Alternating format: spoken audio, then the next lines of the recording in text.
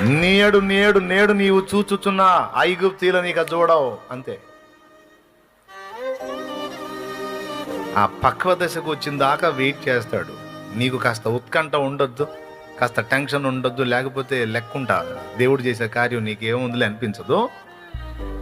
అందుకే కొద్దిగా ఉత్కంఠ ఉంటుంది అన్నమాట. అంతా వచ్చి మీద పడ్డట్టే టెన్షన్ వద్దాడా అన్నా, అయిపోయింది అయిపోయింది అయిపోయింది, ఏం చేయాలి ఏం చేయాలి ఏం చేయాలి, ఏమీ కాదంటాడు దేవుడు. ఆయన అంటుంటాడు నీకు వినపడదులే, కొంచెం ఉత్కంఠగా ఉంటుంది. ఒక్కటి మాత్రం గుర్తుపెట్టుకో, ఆఖరి నిమిషంలోనైనా అద్భుతం చేయగలడు ఆయన.